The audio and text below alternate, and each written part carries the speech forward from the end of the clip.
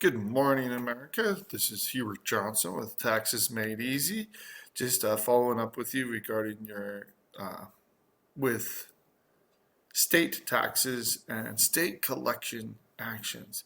So we're not talking about wage garnishments, bank levies. We're going to focus on some of the nastier things that states can and will do regarding license suspensions, driver's licenses, occupational licenses, as well as issuing sheriff warrants, which again, this is stuff to be very aware that it happens because this is some of the things that scammers will put in their letters. They'll threaten people. Some of it's true, and that's the problem with any lie. It has a kernel of truth to scare people. So we're going to talk about how do you protect yourself, how do you actually know what your rights are, and how to address it.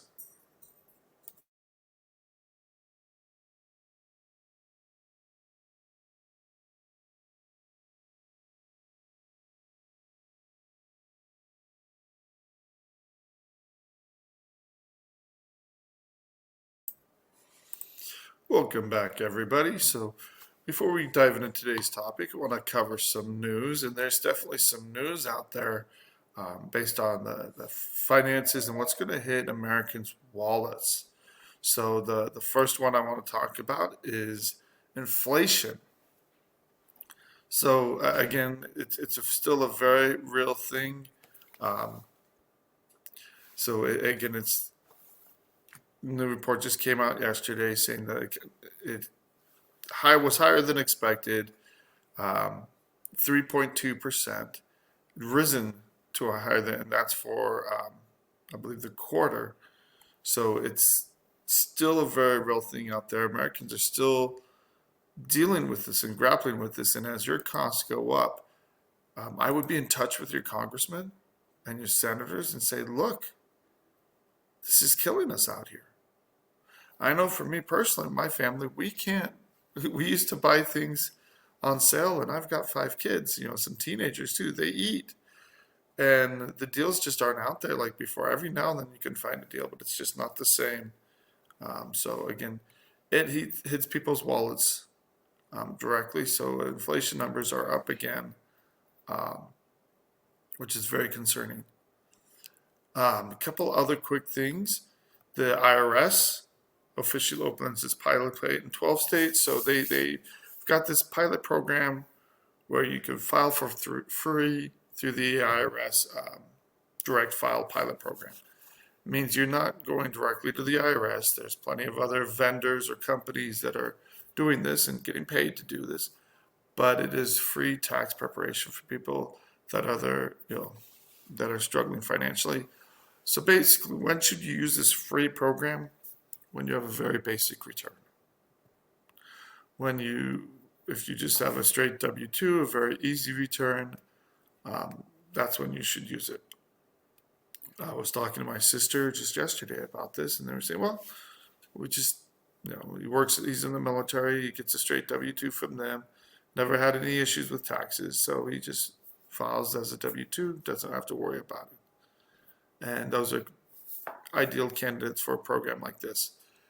If your return gets any more complicated, so rentals, investments, and hopefully mortgage deductions, hopefully you're building that kind of wealth within your family over time, that's when you absolutely should look at someone with more experience, more skill, and when you start adding those extra things in there, and I've said this plenty of times,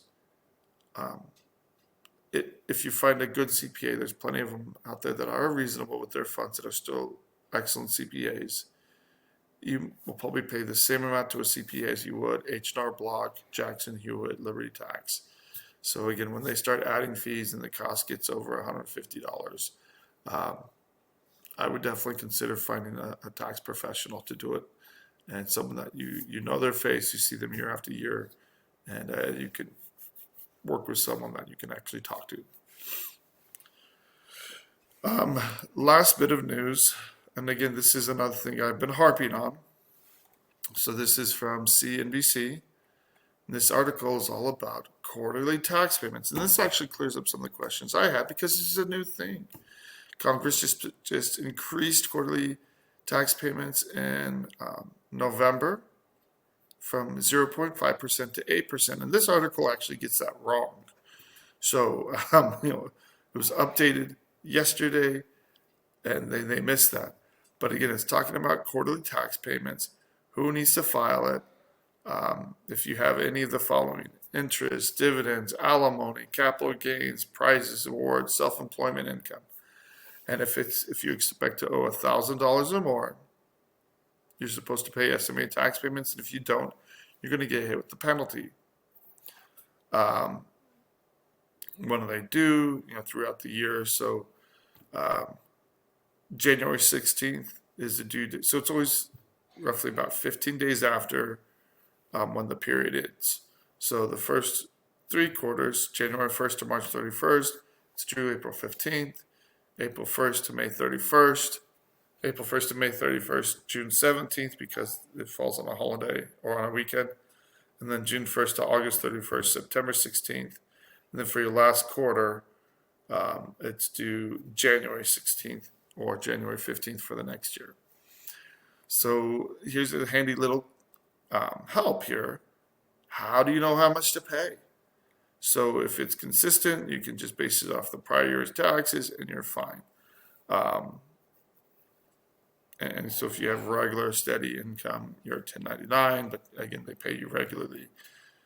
And then you can pay online through, you can use a voucher 1040 ES. You can pay online at the IRS website and get immediate receipt. You can even pay through your bank. There's an IRS to go official mobile app now for the IRS. And if you have EFTPS,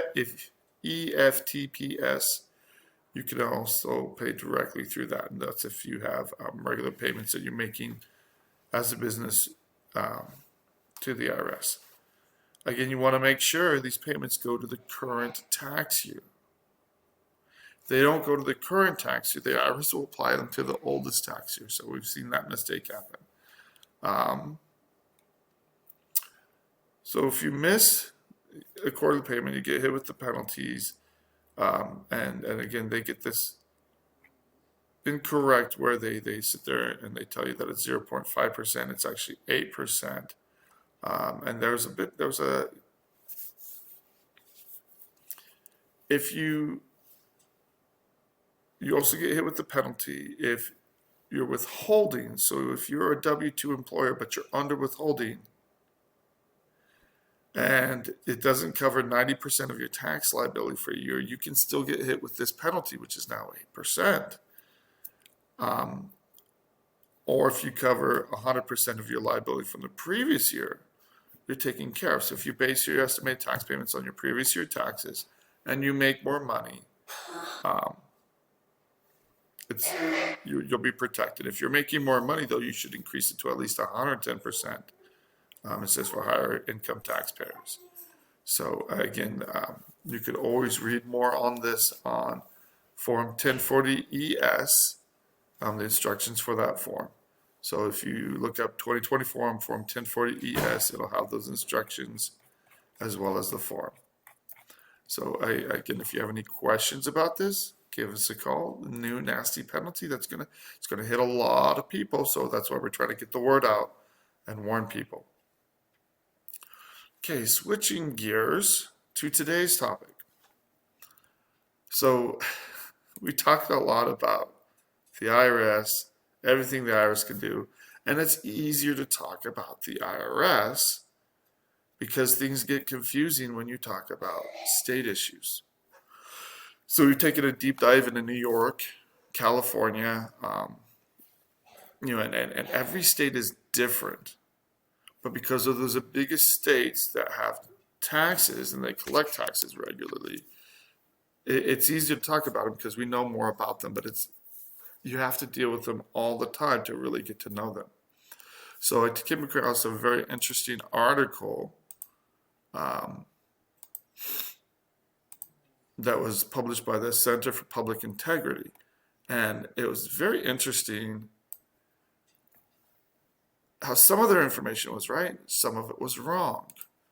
And how do I know more than they do? Because they're trying to put together information on the states based on calling them and saying, hey, what do you guys do? And the number one problem they ran into here, they're trying to put together a helpful article, kind of guide people through the process.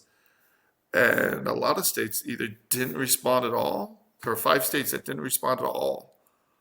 Or there were also states that responded and said, we don't want to tell you. We don't want this to be public knowledge because that helps people avoid taxes, to know what they can and can't do with the states. Isn't that funny? And it's just this general perception that, and again, you get this perception in the IRS as well, that people owe taxes because they're tax dodgers, because they failed to do what they need to do. And they have to pay taxes. If you work for the IRS and you owe taxes, you can lose your job. Do people at the IRS owe taxes? Absolutely. It happens. But the vast majority, they drill this into them. If you owe taxes, again, it's part of the buy-in. If you're going to work for the IRS, you have to believe in their mission. And is the IRS's mission important? Absolutely. We need taxes. We rely on taxes to support our government, to support how our country operates. Now, if you think that should be changed, that you have to do that through the ballot box. You have to vote for politicians, whatever, that will change that. Many of them just give lip service to it, and once they get in office, they just go with the flow with the current system anyway. But it's this perception that, look, these people failed, they owe taxes. So that's why sharing your story can be so important. Someone got sick, there was a death in the family, they lost a job. Getting someone from the IRS or from the states on your side emotionally can make the biggest difference on how your case is addressed, handled, and how willing they are to work with you. So this is where the negotiations is very important. People that get mad and frustrated usually only make their cases harder. So that's why it takes a professional to sit back and take a different perspective. They understand where you're coming from, but they understand where the IRS is coming from, and they can thread that needle and get the best resolution for you. Now that we've talked about the general attitude from the states, when it gets sent to collection companies, it's even better, or even worse. So again, their job is just to collect, and that's really the job of most state agencies. So be wary, and I've seen this too many times, when you're talking to someone at the state and you are going over issues with them, if they're not sympathetic to you, they're gonna be quicker to issue levies, and we're coming up on a hard break. But that's why it's important to be moving forward in the right direction to accomplish something. And so we'll talk about this when we come back.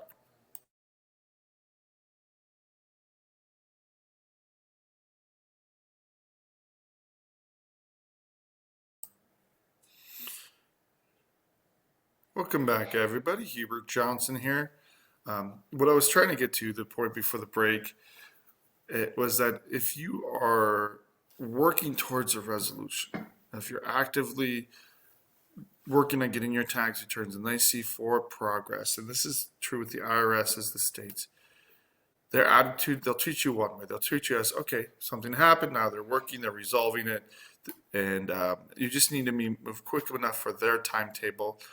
As long as you're getting forward progress done, you can move fairly quickly. You do your financial, they see that you're responsive. If not, and sometimes they don't even care with the states. So if you don't follow and meet their criteria, then the hammer can drop. And so that's the states are much quicker to resort to collections.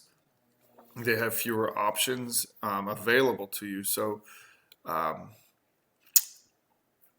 when things get contentious, this is when you have, and not uncontentious, but they'll just do it because the states will take some of these actions because it's in their arsenal of tools, and it's just one of the things they can do. So, I want to talk first about driver's license suspensions. So, there's 9 states that suspend your driver's license, and it's California, New York, Massachusetts, Rhode Island, Maryland, Delaware, Kentucky, and then Arkansas and Louisiana.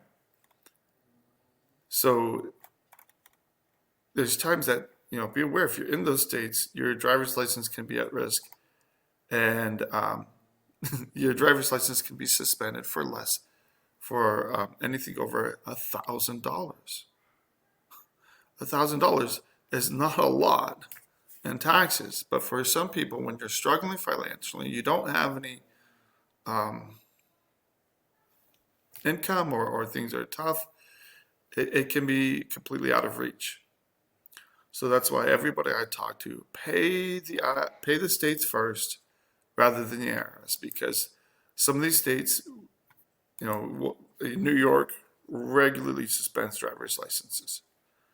And they're only supposed to do it under certain conditions, but they do it frequently. And I have personally seen cases where they do it where they don't meet the criteria.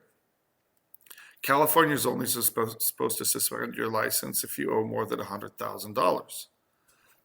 Maryland, there's no minimum. So each state is a little different as to when can they suspend your license. So for Maryland, if you owe it all, it can be just a few $100s. They can and do suspend driver's licenses. So that's a scary part there. How do you prevent this? You have to get in there. You have to communicate. You have to get in some kind of installment agreement.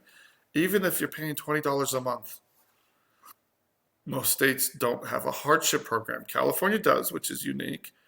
But most other states, if you are truly struggling, if they do have a hardship program, or they'll freeze your account for a while, they don't publish that. So they hide the ball. They don't want taxpayers to know too much about what they're doing. And that makes it very more difficult, especially how do you know? How do we know what the IRS or what the California and New York and Arizona and Colorado, these different states will do? It's because we work with them all the time. That's the reason we know. That's you have to have that constant communication with the states and generally know what you can and can't do with the state to get these done. And if you don't have that if you're not communicating with them and representing clients before them, you don't know. So again, it's in New York, they're supposed to only revoke someone's license if their income level is 250,000 or 250% higher than the poverty level. So anybody that's doesn't have that kind of income, you shouldn't have your driver's license suspended. If New York does move to suspend your license, you need to contest that and say, look, this is my situation. I don't have the income per your own rules. And that was a law passed, I believe, in 2019. You shouldn't be suspending my license because I just don't make enough. And a lot of public advocacy groups like the Center for Public Integrity, they argue, and I think it's a valid argument, that by going after and suspending licenses, you really are hurting the poorest the worst. And when you take away their license, they can't. It's so much more expensive to go to the doctor, to get groceries, to work. A lot of people lose their jobs because of work. I represented someone that was homeless in New York. I mentioned his case before, and then couldn't get a job. He was turned down for many jobs because his driver's license was suspended, and it shouldn't have even been suspended due to this newer law that New York had passed. So again, the majority of these fall on people in financial distress, low-wage jobs, rather than people that are trying to avoid tax evaders, and it's just life happens. People get sick. Um, it's just they lose their job. Something happens. Their job is phased out, and they have to start a new career. It happens. So, 16 states and Washington, D.C. will suspend or decline to renew professional licenses. So, what kind of professional licenses are we talking about? Real estate license, medical licenses, insurance licenses, any kind of license where you have to go and register with the state. And what they see in these is that most medical professionals, they have the money. They pay these off. They don't have their licenses suspended. But it's people that still get medical licenses, like massage therapists or people that may be doing therapy, people that have less income because they're not your traditional nurse or doctor. They're the ones that have their license suspended more because they earn less and it's harder for them to cover these costs. So even though it affects their income, they're less able to handle their taxes. So a lot of it is just that people are struggling economically. And, I absolutely agree with this. That when you see people that are struggling economically, they're the ones that just can't get it. And we try to refer people to tax clinics. There are local tax clinics, free clinics across the country. They took a massive hit because of COVID. But if you go a lot of local universities or law schools, check in with law schools and they'll have different kinds of clinics. And if they have a tax clinic, you can use them. There are free tax clinics put on by charities where people can go and get advice and help.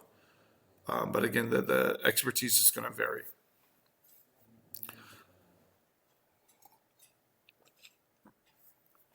So one of the concerns here is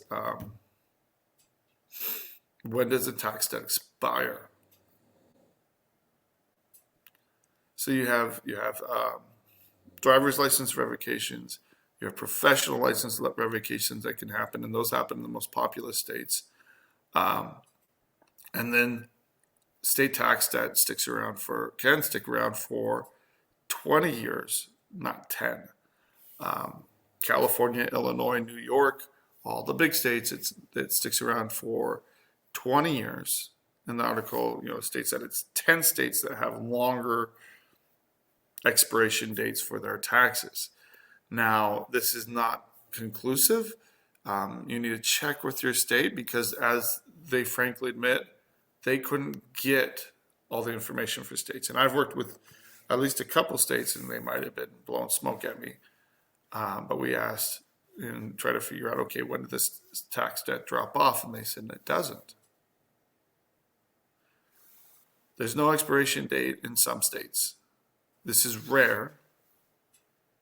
But when we say tax debt can last for 20 years, California, New York especially, it's based on a tax lien.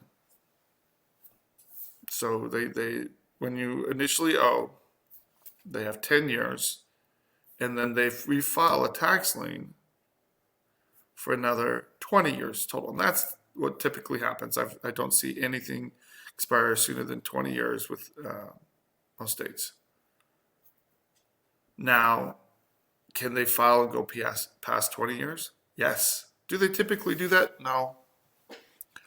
But in serious cases where someone has assets, when someone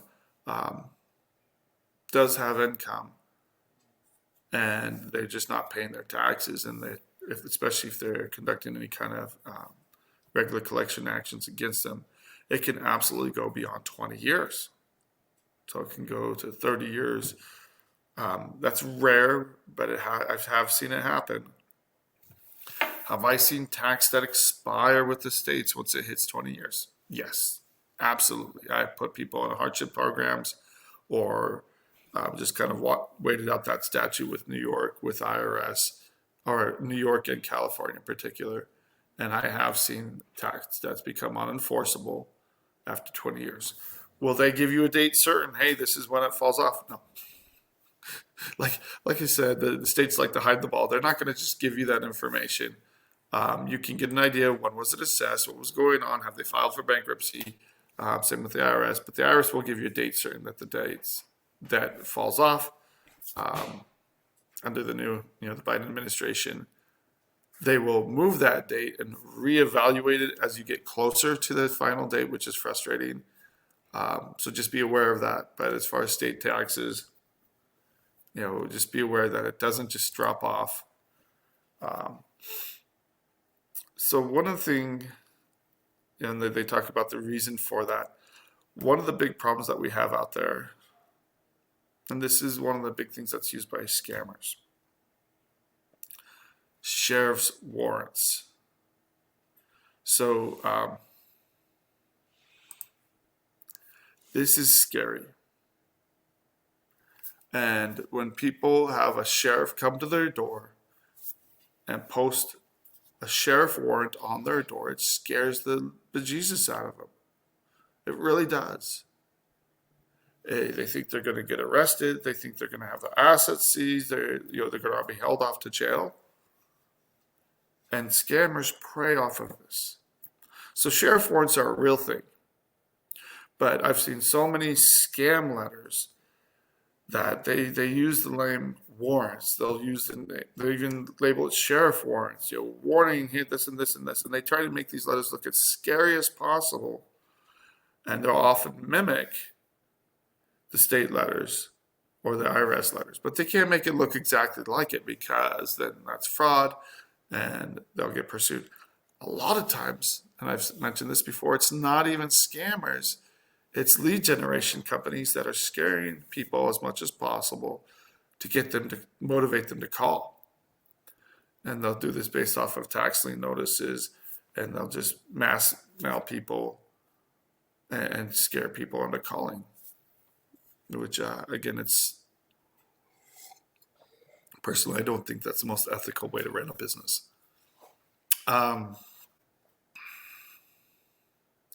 So how do you know what's a sheriff warrant and what's fake? So the first thing is, if they demand money on the spot, if they say, call us, pay us here, that is not legitimate. If they tell you to go get gift cards, to pay them by, because they don't want a credit card, because you can trace that. The banks can pull those funds back if you pay by a credit card. They want money orders, they want gift cards, they want untraceable funds. So whenever you make a payment, you should always do it by personal check that you can cancel and can be traced, or you should go online to that state's website, make that payment, or walk it into a local office. Someone comes to your door saying, hey, you have to pay me now, call the cops. I've never heard of a sheriff showing up and demanding payment right then and there, because they're not the ones that collect. They're just delivering the notice, sticking it on your door. So there's a big difference between a warrant for arrest and a tax warrant. So two very different things, and this is where the confusion comes in, because people hear warrant and think, I'm getting arrested, and it freaks them out. And it's kind of intended to freak people out, to get them to pay their state taxes. But very big difference here. Should you ignore a tax warrant? Absolutely not. You should get help. You should address it. You should deal with it head on. Don't ignore it, because things are getting serious at that time. Tax warrant does a couple things. First of all, it's a notice that you're in danger of losing your assets. And the states do seize assets. Cars, vehicles. Can they go after homes? Yes. And you don't have the same protections with the states as you do with the IRS, where the IRS almost never goes after someone's personal residence. So again, do not ignore these sheriff's warrants. They are not arrest warrants. They are tax warrants. But again, it's kind of your final notice that, look, we're about to drop the hammer on you. And even before they do a sheriff's warrant, they typically can sweep your bank accounts, hit your wages. A lot of that stuff is already happening, going on, and then they're getting ready to seize property, so they'll have the sheriff go out and post a warrant on your door of your home. And then they'll probably knock on the door and try to serve it to you. If not, they'll post it on your door. So again, very, very scary to have the police come out to your home and serve you like that. But again, they're trying to get your attention. And, be very aware of anybody that shows up telling you're about to get arrested right then. That's a scam. Someone calls you up and say, hey, the police are on your way to arrest you. It's a scam. That's a lie. So anytime anything like that happens, take a step back, breathe, and get some advice. We review letters for free to help people avoid these scams, avoid these problems. So you can send a letter and say, hey, they say this, this, and this. I'll call the letter.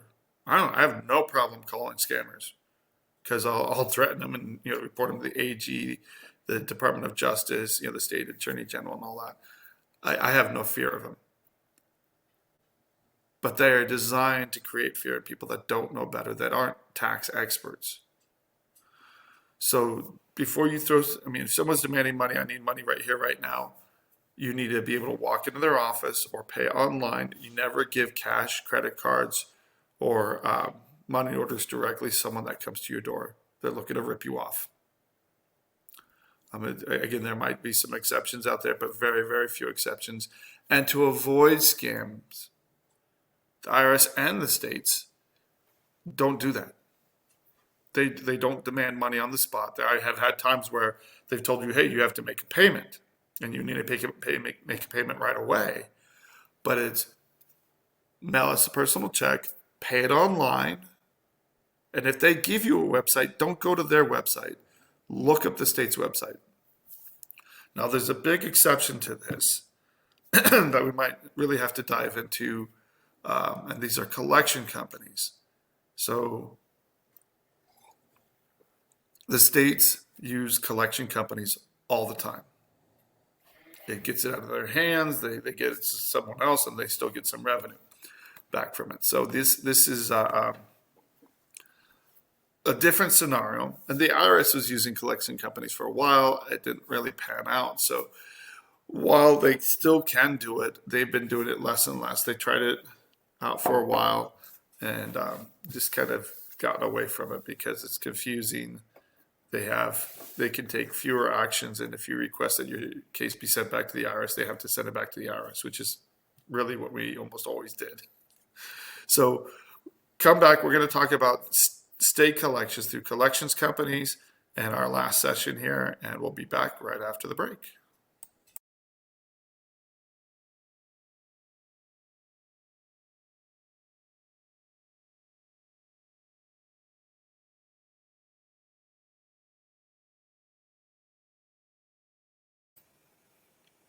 Hubert Johnson back for our final segment today.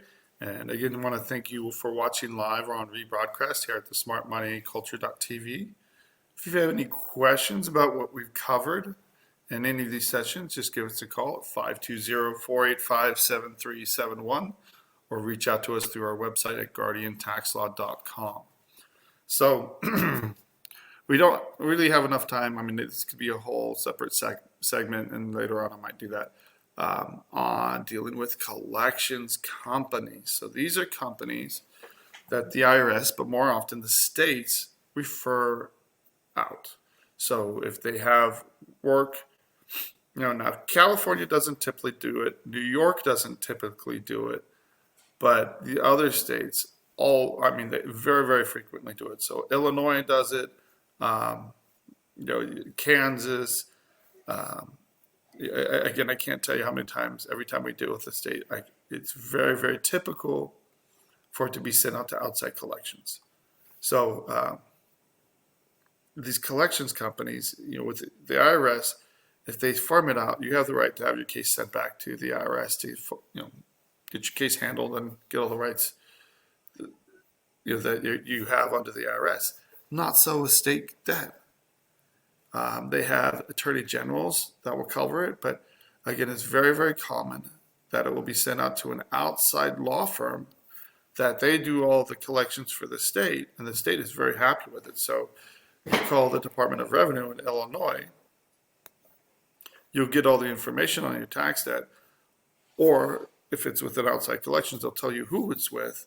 And I've had times where I've had to bounce around between a couple collection companies to figure out, okay, who actually has the debt now? Where is it? So I can start negotiating on this.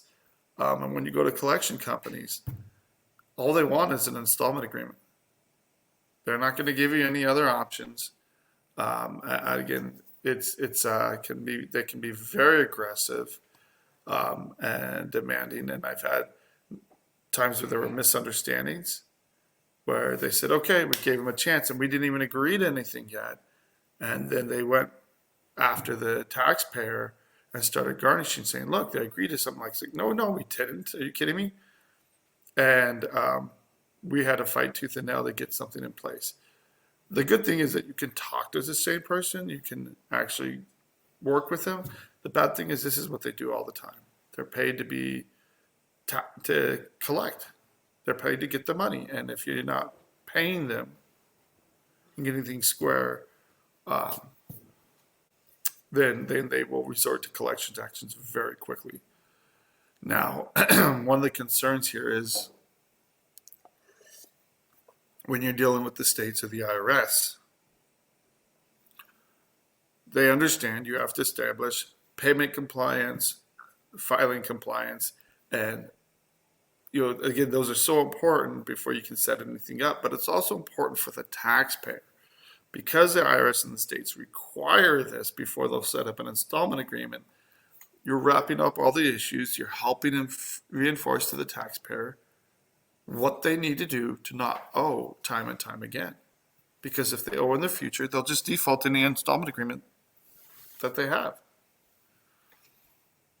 Now, with the state collection agencies, with these outside collection agencies, they don't care. They'll have some years with the collection agency, and then you can have another issue with the state. And you might have to set up one installment agreement with the collection agency to deal with the debts they have, then go to the state and set up a separate installment agreement. And I've had times, I think the most was 3 installment agreements on state tax debt, because different balances have been farmed out to different companies. And they don't want to, if you're getting ready to pay them, they don't want to give up what's going to be easy money, because now you're ready to pay. Now they have your attention. Usually 2 at most, but I have seen it go to 3. And again, when I threw up my hands, are you kidding me? We have to set up 3? They're like, well, that's where your tax debt is. And the representatives you talk to don't have the authority to just pull this out, because it's all by contract. So they've agreed that once they send these cases out, it's in their hands. And again, very difficult to get these balances pried back from these collection agencies. The collections agencies don't care if you're compliant or not. But when you owe new tax, if it gets added to what they already have, then they'll default your installment agreements. But they're not looking at that. So again, then they start coming after you with collections, and they'll hit you. And there are people, I've seen it too many times, where they're like, look, I set up an installment agreement with them. Now all of a sudden they're garnishing me. What's going on? They don't know what's going on because they had another balance or something. You can have an older tax debt with the state. So you can have a few tax years with the state and then have a few years with the collections department. And before you resolve with the state, I've seen them send another balance over to the collection agency after you set up an installment agreement. And then all of a sudden, you've got to renegotiate. And they do not like new balances being added. So I've had times where they flat out said, if you add new balances, deals are off, they're just going to garnish you. They can just go after your bank accounts, go after your wages, and sometimes that's even easier for them. Once they get in there and get a garnishment in place, it is tough to remove it. And the states in general are like that, where once, with the IRS, if you go through financials, you show, look, I can't afford to pay that, they'll let it go. They'll release the garnishment. California is pretty good about that. New York, because they don't have a hardship program, they'll reduce the garnishment to what you can afford to pay, but you have to pay something, even if you can't afford to pay it. They will reduce it, but they will not remove it.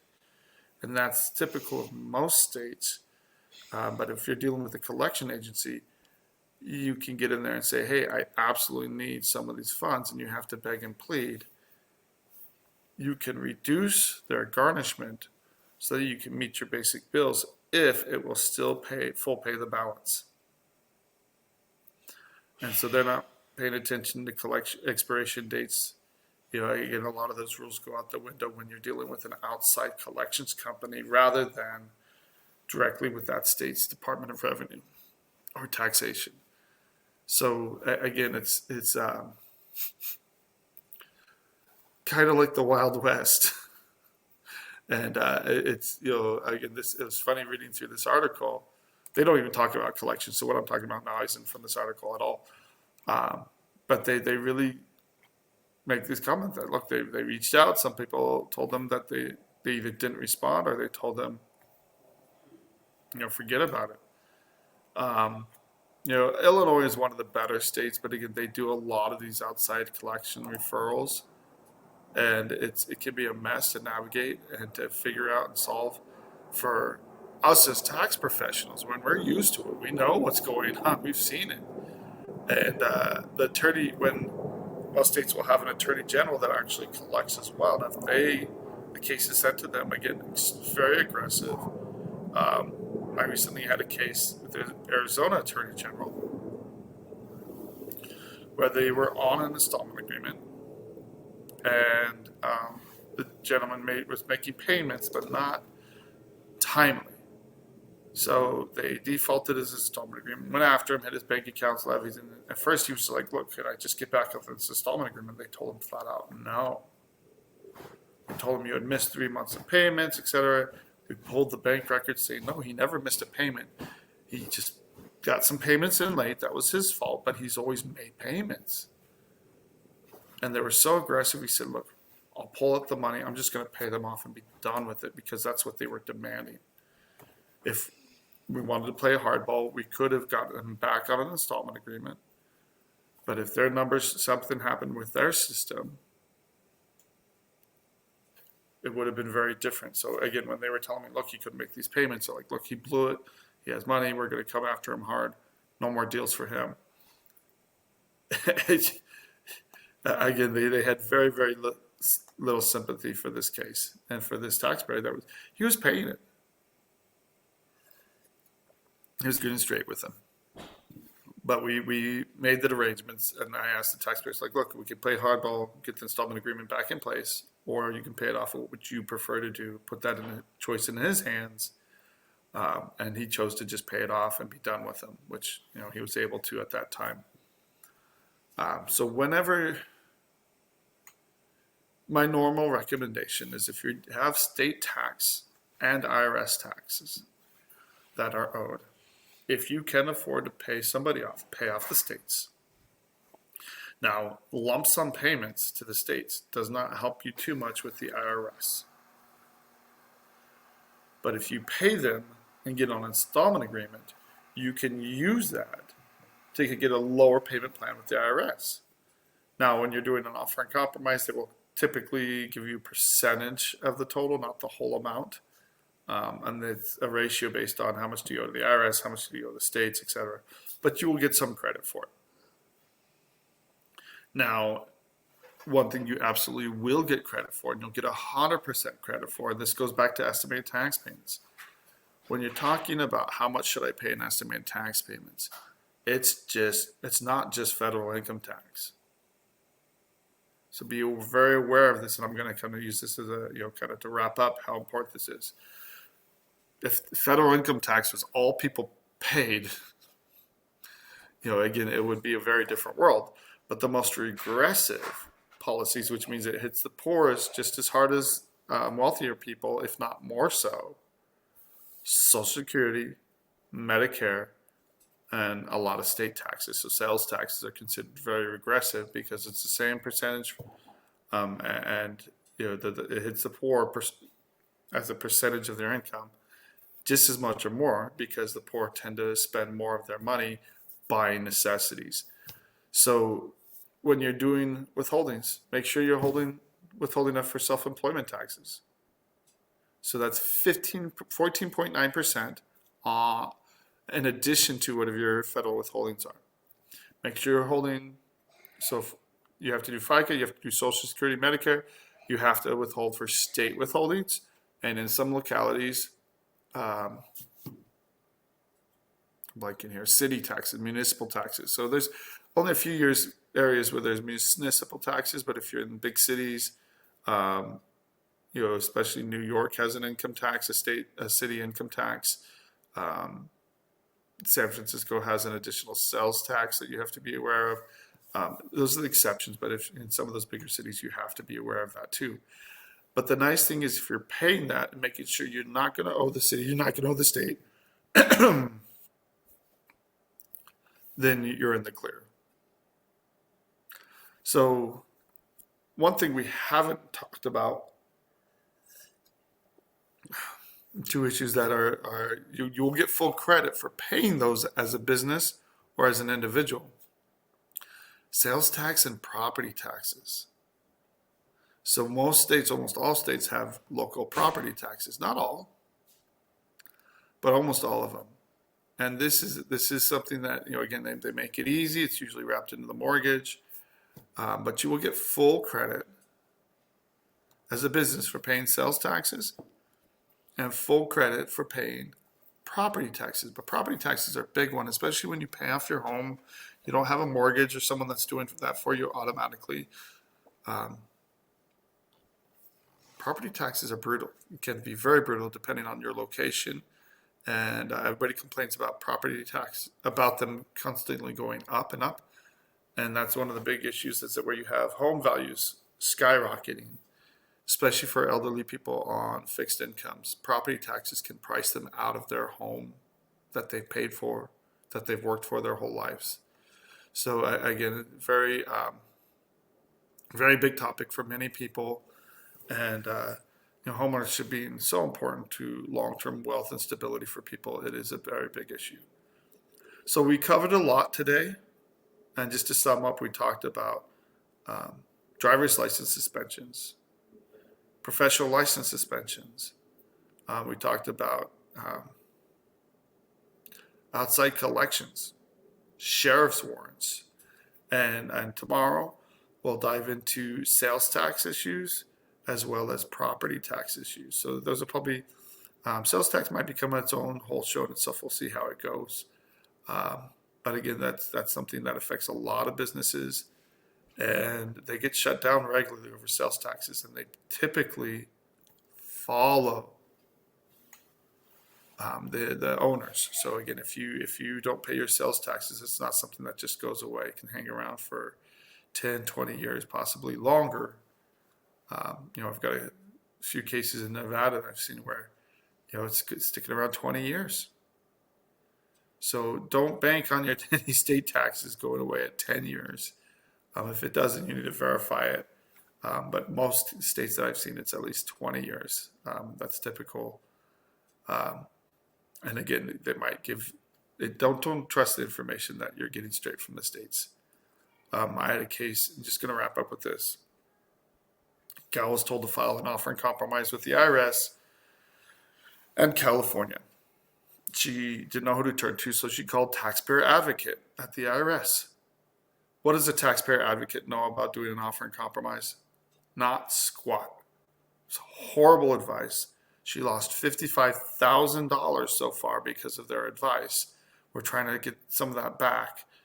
And there's no liability on the government when they give you bad advice. So this is where it definitely pays to get a tax professional on your side, at least get some free advice so you don't step in a bear trap and hurt yourselves.